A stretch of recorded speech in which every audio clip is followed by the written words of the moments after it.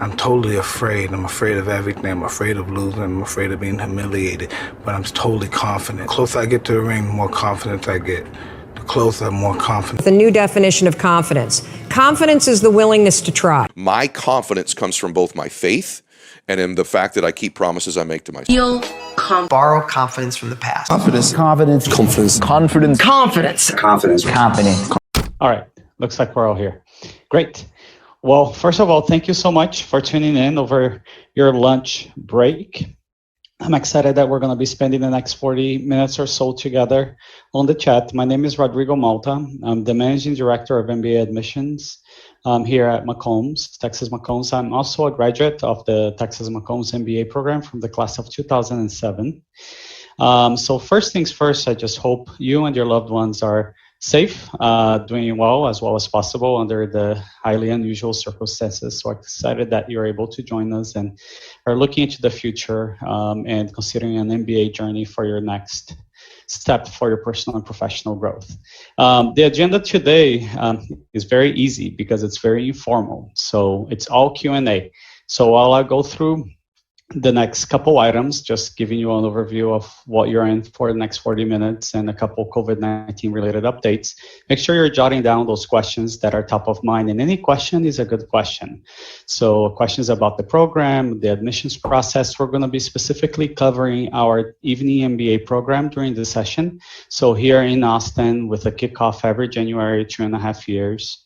MBA program in general management, but that goes pretty deep into the areas of finance and marketing and operations, etc. So it makes you a very well-rounded business person, and we attract the people from a variety of backgrounds, so you don't necessarily need to be of business undergrad or a business background to pursue an MBA with us. So from a questions perspective, you are welcome to start. So you can type up a question on the group chat, and I'll be looking at that as we go through our time together. I'm also adding my email address there for reference. So you should have seen and locate that group chat in there. You can also, if you are on video, kind of wave, say hello, and I will kind of call you. And you can ask your question, or you can raise the virtual blue hand. So there should be in your control bar a little blue hand. If you raise it, I'll see it, and then I'll call on you as well. Again, it's all going to be Q&A. I know this is the lunch hour for most of you. So if you get all your questions answered, don't feel like you need to stay around until the end of the chat. Is really informal, so you can come and go as you please. Before I get started, though, related updates because we've had a lot of questions around this. So I just want to get that out of the way. So first things first, so the evening MBA program doesn't start until January. So we fully expect to start the program at that time in person. As you know, there is a lot of uncertainty, especially right now, and especially around the programs that are starting this fall. For the ones that are starting this fall, so our full-time MBA program, executive MBA program, Dallas and Houston MBA programs, we're expecting to start on time in person with the option to accommodate folks that are not able to come in person. So within that framework, we also have scenarios A, B, and C because we don't quite know what's going to happen in the fall. January is a little ways off, so for right now, the plan is starting the program on time and in person. For you, though, it's important to know that over the summer, we have moved all of our events and interviews online from an admissions perspective. So you're going to be interacting with us primarily virtually. So we have a series of events that go in depth in the program. We have application prep series that help you with application requirements. We have these informal Q&A chats where you can ask any questions. So there are tons of ways to connect with us, and we're also happy to connect you with current students and alum. You can use that email that I put in there as a way to reach out. Something for you to be aware of, the next deadline for the evening MBA program is June 16th. And we also have a deadline coming up in August. So those are the next two deadlines for that program. In October is our final deadline for entry into January. We do have application fee waivers for those that apply by June 16th. So if you're ready to go and you want to hit that submit button early and find out where you might be in January soon, you will get application fee waiver. It's only applicable to that June 16th deadline. So a couple notes about test options. We do accept both the GMAT and the GRE, which are now being delivered online. We don't have a preference between either one. If you have more than 8 years work experience, you can submit your executive assessment score. That is a test designed by the folks that did the GMAT. Is also being delivered online. So we have those 3 testing options. The executive assessment, if you have more than 8 years work experience. Now, if you've already taken the GMAT or the GRE and it's expired, and you obtain the degree for which you took the test, so if you have a master's or PhD that required a GMAT or GRE, and you have that expired score, you can submit that for us, and you will complete the test requirement as long as you can produce proof of the test results. So if you have an unofficial score report, if you're able to connect with the university where you get that master's or PhD, you can submit proof of it. We'll take it. So the last piece, and this is very COVID-19 specific, we know that individuals were planning to take the exam in the past couple of weeks over the summer, and the situation has been changed people's lives. So in order to accommodate that, we do have a test exception waiver in place that is COVID-19 specific. You can access that waiver, that petition, through our website or on the application itself, and you qualify for the test waiver via this exception, COVID-19 exception, if you've been impacted directly, personally or professionally by COVID-19, if you live in a country where the online exam options are not being offered, or if you do not have the required tech / test taking environment that's needed for those online exams. So you can again access those that petition form on our website or on the application itself. So those are the testing options that you have in place. One thing to note, if you're applying for the evening program, the COVID-19 test exception waiver will be available for both the June 16th deadline and also the August deadline. It is our hope that we have turned the corner after the summer and that testing centers reopen in late summer, maybe early summer, who knows. But certainly, hopefully, by late summer, and we'll then remove that petition for that last round. So then the test requirements will be the ones that I previously discussed: GMAT, GRE, executive assessment with 8 years plus experience, or expired GMAT or GRE. So something to note as you plan ahead in the next couple months. So with that being said, I feel like I've talked a lot already, but I wanted to see what questions do you have. So let's, does anybody have a question that they want to ask live? And then if not, then I'll start through the group chat. So Mark, hey, how are you? I'm well, Rodrigo. How are you? Doing well. Where are you at? I am in Austin on 6th Street. Awesome. Oh, nice. Nice view. Yeah, not a terrible place to work. Hey, so quick question. How do you weight the GMAT, and the GRE? Yeah, so we don't have a preference. So they're weighed equally. We have had, we're one of the first schools to accept the GRE as a testing option for the MBA. And we were on the original business school advisory board that ETS, the folks that do the GRE, had. So we had a lot of knowledge about the exam. And in any given year, between 20 and 30% of our applicant pool is actually taking the GRE, which is pretty high when you look at business schools.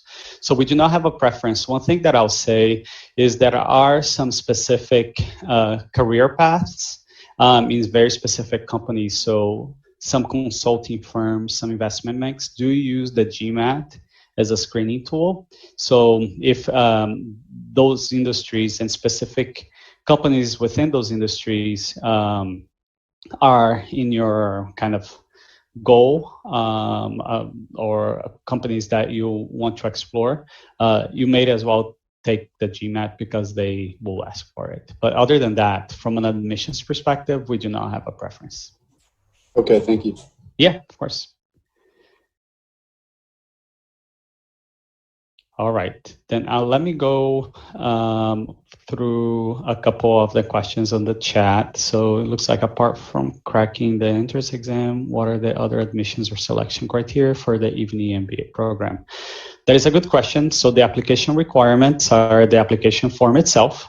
We have two essays. One, which is the introduce yourself essay. You have an option to do the essay in written format or video. We require one letter of recommendation. We like that to be from a current supervisor or somebody that knows you in the professional space. So if a current supervisor is not someone that you're comfortable in asking for that letter of recommendation, you can go to a previous supervisor, you can go for a mentor, you can go for a key business partner, maybe a key supplier, a key client, but somebody that knows you from that perspective. A resume, like it to be 1 to 2 pages. Oftentimes people have LinkedIn. So if you have a LinkedIn profile, you can submit on the application, just make sure that the information matches between the resume and the LinkedIn. You will also be asked for your undergraduate and graduate transcripts, the entrance exams, and then there is an interview that's mandatory. But after you submit the application, your application gets a first review and you may or may not get invited to interview. So if you get invited to interview, you're going in the right direction. And after you complete the application package, you will go to the admissions committee and we'll release the decision. So that's kind of at a high level application requirements for the MBA program. So the fee for the MBA program, so I think what this person means is the tuition for the MBA program. It is a tall investment, not only from a money perspective, but also time. So our advice to you is that you do all of the research ahead of time to make sure that it's the right path for you. Most of our students pay for their degrees via personal savings, company sponsorships, and student loans. We do have a very strong track record in placing students, especially those full-time MBA students that quit their jobs and go back to work, but then also ensuring that our working professional students are able to seek out and accelerate their career in whatever the direction they choose it to go. A lot of our working professional students are looking to enhance their careers, so stay within their industry and or functional areas. And our career management center is a great place to help make that happen. We do have some working professional students that are looking to switch careers, and we're also set up to make that happen as well. We have a really high satisfaction rate for our students, and you're welcome to talk to any of them in our alumni at any point in time. We often get students asking if they can do a third year and extend their time at UT, just because we have such an amazing community and there are so many resources, and it's just kind of a special time in your personal and professional life as well. So it is, though, a big investment. So it is something that it needs to be thought of carefully. It's definitely not a program that you should just apply on a whim. You should do the research before you do that. So there's a question about for the weekend program, is there only a single spring start every year? What's the average executive assessment score? Okay, got it. So for the evening MBA program here in Austin, there's only one start, and that's every spring, so every January. We bring in a class of anywhere between 55 and 65 students. For the executive assessment specifically, we just started taking the executive assessment, so we don't publish the average scores, but I can tell you that if you're aiming for a score, aiming for above a 150. So a 150 and above will make for a good executive assessment score. Rodrigo, I had a question about the executive assessment exam. Yeah. So I do have more than 8 years experience, but my last year of university, I was also working full time. So does that count as towards the 8 years, or does it need to necessarily be after undergrad? Yeah, so we have, I detect a little bit of an accent. I have an accent too. So Brazil. oftentimes, that's me too. So I'm from Brazil. Um prazer. Brazil. So I know that in Brazil specifically, but in other foreign countries, you're often doing a co-op and you're working while you're going to school. So that would count towards your 8 years in that situation, because it's more than an internship. So it's not like it's one summer and then you went back to school. You're working full time. There are also exceptions to that for our veterans, for example. We often have folks with a military background that after high school, they did military work and came back to school a little later. We do count those years that you are in the military as work experience. We also have individuals that are very involved in their communities or in their churches and do mission trips as well, which may delay the graduation as well, and we'll count that as well. That's perfect. Thank you. Yeah. Josie. Hi. How are you? I'm good. How are you? Doing well. Are you here in Austin? No, I'm actually in Chicago. Oh, cool. I mean, I heard you guys just got snow this past weekend. Oh, I mean, there's probably snow coming this weekend. Who knows? Oh, my goodness. Yeah, my husband is from Milwaukee and he lived in Chicago for a long time. Okay. So we were talking to family, and my sister-in-law, but they're in Milwaukee, but the weather is fairly it's similar. about the same in Milwaukee as it is here. Yeah, and she was like, we're watching snow come down, and I'm like, you mean on the TV? And she's like, no, outside. So I was like, oh. Yeah, if being indoors during quarantine is hard enough, I mean, I don't know. It's 60 and sunny today, so. No Got it. Awesome. So how can I help you? Yeah, so I'm just curious to learn if in the past there's been like a deferral process with McCombs, and if that's something that maybe you guys are looking at incorporating with COVID and like online learning. Living in Chicago, if I were accepted, I'd be moving to Austin, and with the job situation and all that, just curious if there is any type of a deferral process in place today, or if that's something being discussed. Yeah, no, so we have a deferral kind of process in place. We've always had it even with COVID. So it is, deferrals are evaluated on a case-by-case basis. You basically send either an email or there's a form that you fill out letting us know why you want to defer for a year. And then the admissions committee evaluates that deferral kind of petition, and then we let you know yes or no. In the world of COVID-19, we understand that there's a lot of uncertainty and difficult situations that our prospective students and applicants and admitted students are facing. So we are will be very generous with those deferral offers. So if for some reason, especially for a COVID-19 related reason, you're unable to make it here to Austin, you can defer that admission for one more year. And the way that the process works is whenever you are enrolled, you pay a $2,000 deposit that kind of solidifies your place in that class.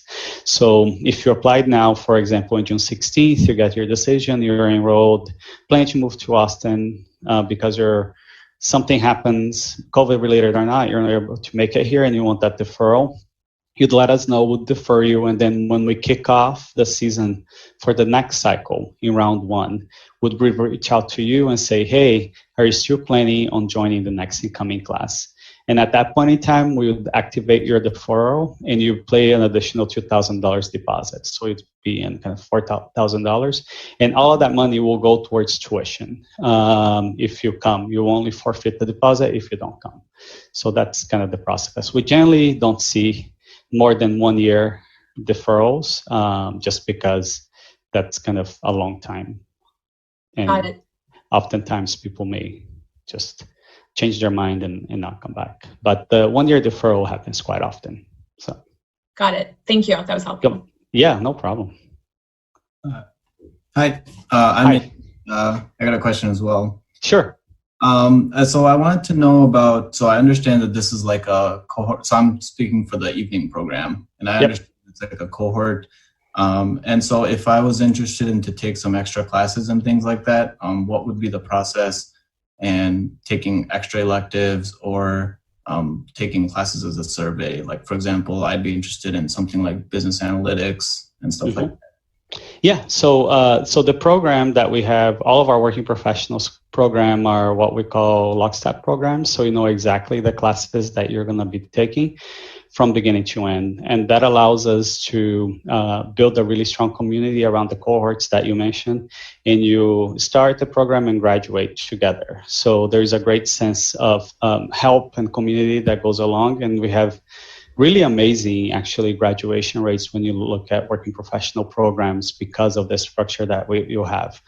So we'll be able to see the classes that you're going to be taking. And the way that we structure the program with the classes, you do the business foundation, you do advanced topics in business in the different areas of finance and marketing, etc. And then we sprinkle in some areas of expertise that we have. So around analytics, entrepreneurship, and leadership. As well. Now, you're going to be working and going to school at the same time. But if you have a class that's of particular interest to you, you can work with our student affairs team and the professor that's teaching the class and see if you can survey that class. That piece of it is really managed by the faculty member, and what they're going to be looking at, what's the optimum size of the class, and making sure that there is space for you to be able to do that. Now, it is important for you, if you go that route, to commit to that class, because the professor is not going to want somebody that comes to a Monday and Wednesday class only on Mondays, right? You're not a guest person. You're going to be in that class. But the hardest thing, though, is because it is a very academically rigorous program, and you're going to have your plate full with work in the program itself. We also offer a lot of experiential learning opportunities through our MBA Plus Leadership program. So there's, I feel like, a ton to keep you busy, but if you do find the time of a particular, a class that's of particular interest, you can work with the program office and the faculty to take that. Okay, sounds good. Yep.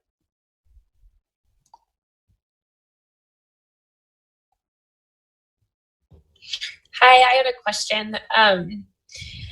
I wanted you to speak specifically to like the admissions process. So like, what are things that you guys are specifically looking for in our application that would be like, yes, she looks like a great candidate, or she's not going to be a great fit with the program? Awesome. No, that's a great question, because I cover the requirements, but I did not cover what we're looking for within those requirements. So that is a great follow-up question, Sarah. Thank you. So from an academic aptitude perspective, we're assessing your ability to complete the program. And it's a very quantitatively heavy program at points, because you're going very deep into finance and accounting, for example, and stats. So we're looking at your undergraduate transcripts and your tests. Or if you have a master's or PhD and advanced degree, we're going to be looking at those together and assessing your academic aptitude.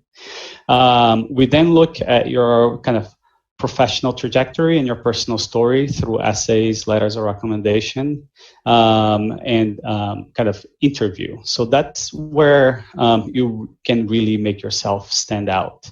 So we're looking for individuals that have had strong impact in the workplace, an ability to advance faster than their peers, and really an ability to work well in teams. We are an entrepreneurial city here in Austin. We also are a collaborative community, very inclusive community. So seeing those traits come alive are really important as well. We're less interested in the number of years work experience that you have, but more interested in the impact that you've had in the workplace, for example. We want to know your career accomplishments, but we are more interested in knowing how did you bring others along on that success? How did you share your knowledge and help each other out? So we have a very collaborative community, and making sure that we know everything about you, but we also want to know that you're able to share what you know with others. And there is a piece on the admissions process that's really interesting. And for us, it's that introspection piece and your self-awareness and your ability to say, hey, I'm great all about these things, but I could really use some work on this particular areas, and this is how I'm going to leverage the resources of the program. I think the last thing, we are all very passionate about the university and being Longhorns, and for you to be able to showcase, why Texas Macomb is the right place for you to pursue your studies is really key. Our students can pursue their studies anywhere in the country, anywhere in the globe, but they chose to be here, and we want to know why you're choosing us to pursue your studies. Okay, that's good. I have one more question. Yeah. Is there, I know you guys kind of have this staggered admissions deadline all the way through October. Is there, less spots available if I was to wait towards October to submit everything, or how does that work? Because I want to make sure I give myself enough time to study for the GMAT so that I can do well on that. So. Sure. No, that is a good question. So I always say apply when you feel the most ready for the program. Now, if that means you're ready by October, that's perfectly okay. I've been working at Macombs in admissions for 11 years, 12 years, and I've never seen a case where we're completely full by that last deadline. So there are some years where admissions is more competitive, but we usually have quite a few spots left on that last deadline. We usually go into that deadline with 30 to 35 enrolled students in a class that's anywhere between 55 and 65 target. So there's still quite a bit of space in there. Okay, and I have one more question, and then no worries. Yeah. So in talking to people about pursuing an MBA, they're like, you need to know what you're going to do, and so that you can have a clear vision before you get started. But then other people are like, well, just go and you can figure it out while you're there. So I'm kind of more in wanting to do something different. I'm not sure what that is, but I feel like school would help me get there. Is that what you guys what would your response be to that? That's okay? Yeah. So that's okay. So for us, we're looking for direction. So and to that introspection and self-awareness piece, we are really looking for you to have done some research on your own to figure out what direction you want to do. So how that kind of manifests itself in the application, we often ask for your short and long-term goals. And in the interviews, we go beyond that and we ask you for your plan A and plan B. So it's okay for you to have kind of a couple paths, but generally speaking, it's important for you to let the admissions committee know, are you looking to completely switch careers? So is it going to be a change in industry and function, or is it going to be just a change in industry or just a change in function? Because that will help us be able to inform you what resources that we have to be able to offer to make you happen and set that right expectation. So it's okay to say that you're not quite sure, but these are the directions that you're considering. So okay. And oftentimes we have students change their mind when you're in the program. You have individuals that are like, I want to stay in my industry.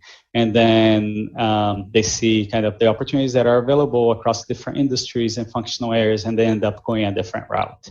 Gotcha. So it's okay. It's more of an introspection, self-awareness exercise more than anything, and an opportunity for us to let you know how we are resourced to help students so that you come in with that right expectation. Okay, perfect. Thank you. Yeah, of course. Yeah. Victoria, you had a question. Yeah. So my questions are about the interview process. So firstly, I'm curious if it's on a rolling basis or if you get the applications for the round and then do interviews after that. Yeah, so the way that the interview process works, the interview is by invitation only. And right now we're doing all the interviews online. And you're going to be interviewed by one of our admissions officers. So we have a team of admissions officers, and we tag team depending on the volume on kind of interview slots that you're able to select from. We do an initial review of the application, and then we say yes or no. to that person from an interview perspective. The yeses will get invited to an interview with a calendar. The nos are going to get a deeper read. And if the reader, going into more detail, think that this person might be a good fit, you may get an interview invite a little bit later. We try to gate things around the deadlines to help us with capacity. But if you submit in between rounds, we can usually get you a decision between 6 and 8 weeks of application submission. So we'll do one-off interviews if you applied, for example, right in the middle of the round. So if you applied in July 4th or something like that, you don't have to wait for the August deadline to be kind of processed with everybody then. So you just need to be a little bit more patient, because it may take us a little bit more time to schedule that interview and come together as an admissions committee. And we need to work with your schedule a little bit, because we may not have as many interview slots available as we would after a deadline. Okay, that makes sense. And then is there anywhere where we could get resources on tips or what you're looking for actually during the interview? Yeah. So we have a couple great blog posts about the interview itself. And I've put this before, but I want to send it to everybody again, which is my email address. So you can send me a note. I keep, for some reason, putting my Hotmail address. I'm much more responsive on my work email address. So there it is. So Victoria, if you send me a note, I'll point you to the right blog post. And for everybody that's here too, I'm more than happy to make connections for you with current students, alumni, point you in the right direction for the questions that you have. I know that several of you had a lot of questions kind of listed out. And I'll encourage you to send those to me via email. I'm not going to get to all those questions on the group chat. And I'm more than happy to either answer them or connect with somebody that can. Okay, great. Thank you. Yeah, of course. Thanks, Victoria.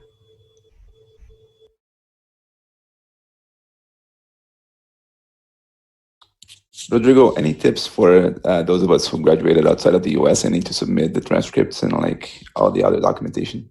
Yeah, so one, request those early. You're going to use those transcripts and kind of the degree award a couple times. The way that our process works for transcripts is you submit it twice in the application process.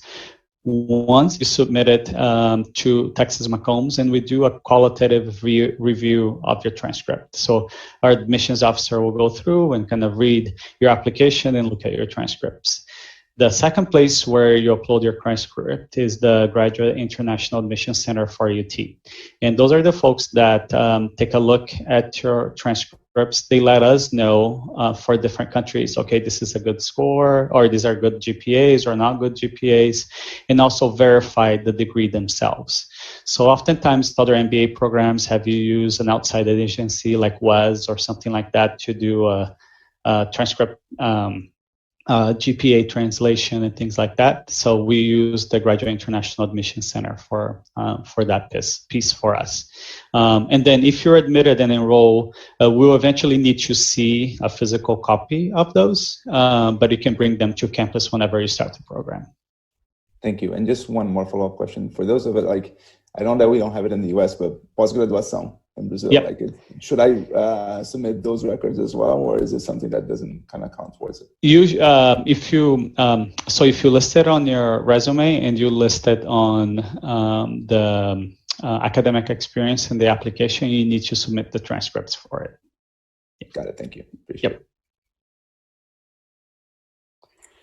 Hi, Rodrigo.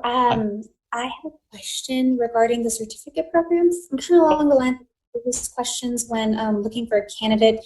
What would an ideal candidate look like for a certificate program versus the MBA program? And if that's something people typically do before or after Just if you could kind of help me out there. Yeah, for sure. So we have certificate in open enrollment programs that are delivered through Texas Executive Education. So that's the executive education arm of the business school. It's not necessarily a degree like a business undergraduate degree or a master's degree that we offer through McCombs. So we see individuals that come in with different types of certificates. A lot of times the certificate programs are very specific to a subject matter area. So we have, for example, a lot of engineers that have certificates in their areas of expertise. Oftentimes there are folks that have a business background that come with a certificate from another institution around maybe leadership or business analytics or something that's really specific. And we'll consider those as part of the application package. And for us, it's important to understand why you pursue that certificate and understand that path.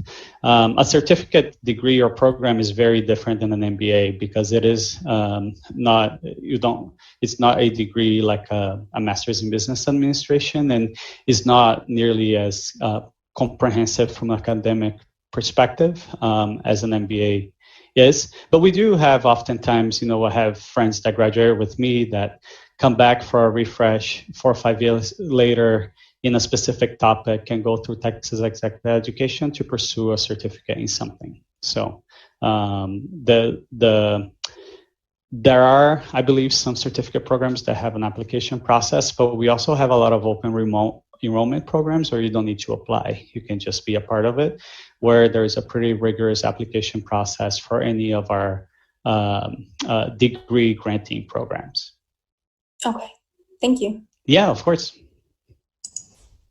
Hey, Rodrigo. Oh, Alan, sorry. I saw you were there. You've been so patient. I see your hand, your blue hand. Sorry. How are you? Good, thanks. And no worries. I wasn't sure if I was supposed to raise my hand or. Yeah, no problem. I saw you did the little blue hand earlier, and then I lost you, and then I'm glad that you did it again. So what's up? No worries. I just wanted to ask more about the testing exception. Yep.